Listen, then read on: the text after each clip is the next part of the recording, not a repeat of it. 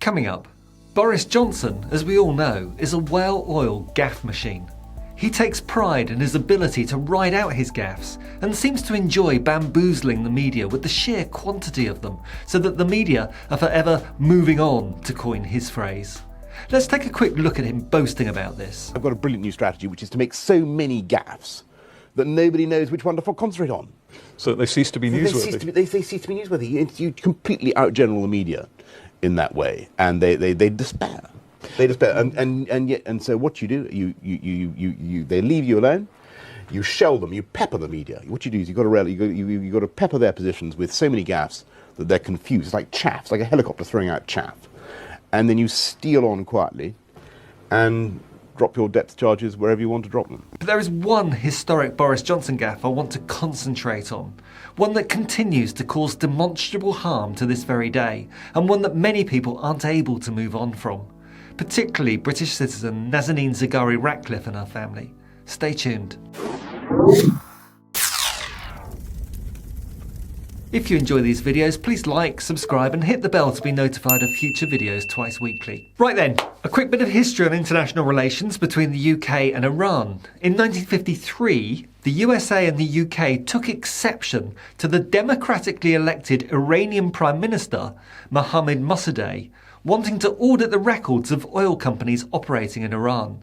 His plans to nationalise the Iranian oil industry was met by a coup d'etat, orchestrated by the British MI6 and the American CIA as part of their Operation Boot. A military government was installed by these Western powers, over which the monarch, the Shah of Iran, was handed ultimate power. The Shah ruled for a quarter of a century with the help of a notoriously brutal internal security service which the UK helped to train. Doesn't it make you proud to be British? In the mid-1970s, the UK sold more than 1,500 Chieftain battle tanks worth £1.25 billion to its close ally. Iran paid £600 million for the tanks in advance, but when the Shah was deposed, the UK refused to deliver the outstanding weaponry. At that point, only £200 million worth of hardware had actually been delivered, meaning that there was, and still is, a de facto £400 million debt owed to Tehran and fully acknowledged by the UK government. So what is all this to do with Boris Johnson and his gaffes, you may ask?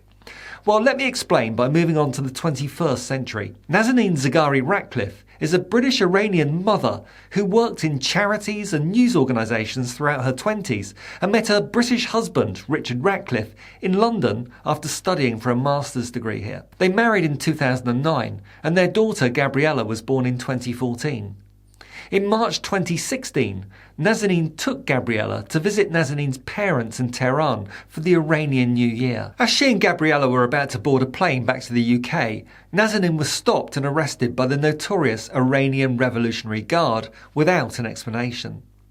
Gabriella was separated from her mother and handed over to her grandparents in Tehran. Nazanin was placed in solitary confinement for a total of 8.5 months, and after a grossly unfair trial, she was sentenced to 5 years in prison on a trumped-up national security charge. 18 months later, the then Foreign Secretary, Boris Johnson, told the Commons Foreign Affairs Committee that at the time she was arrested and jailed in Iran, "When I look at what Nazanin Zaghari-Ratcliffe was doing, she was simply teaching people journalism, as I understand it. No evidence has ever come to light that this was indeed the case, and Nazanin, her husband Richard, and everyone else with any knowledge of the circumstances, with the exception of the then Foreign Secretary Johnson, knows that Nazanin was on holiday, taking her 22-month-old daughter Gabriella to visit her Iranian grandparents.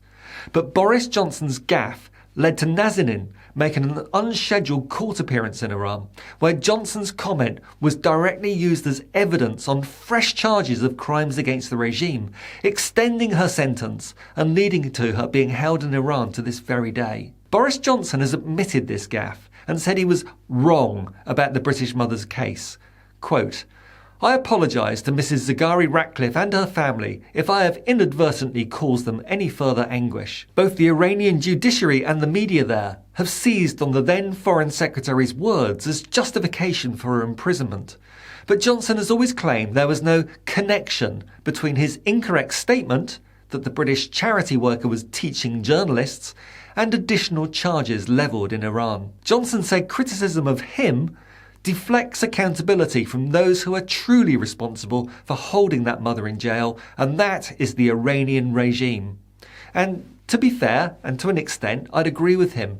The repressive and theocratic regime in Iran are fully responsible for Nazanin's plight. But Johnson's words made it that much easier for them to justify an extension to Nazanin's incarceration. Anna Soubry, at that time a senior Tory MP, described her Tory colleague's blunder as appalling, saying, "In normal times, Boris Johnson would have been sacked long ago."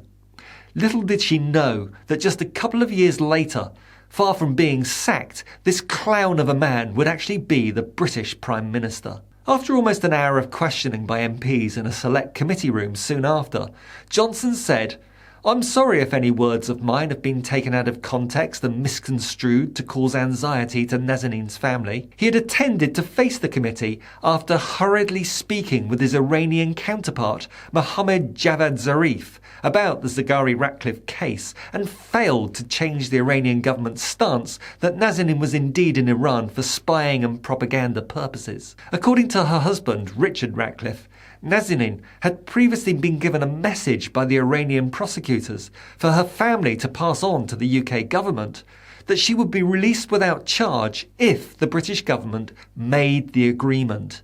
In other words, settled that £400 million debt to Iran that I spoke about earlier. There is cross-party support in the House of Commons to pay that debt, but Tory minister, the unelected and odious Lord Zach Goldsmith, has said that paying the debt, as ordered by the way by the International Court of Arbitration, would undoubtedly be seen as a hostage payment and something that would not be in the government's interests. But declassified files show that the British government has a decades-long history of negotiating geopolitically risky deals with Iran when it suits its own interests.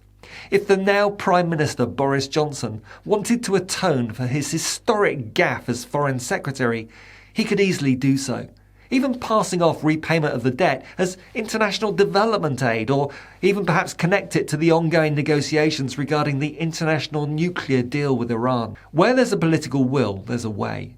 But Johnson, he's not interested and has no will to do anything about it.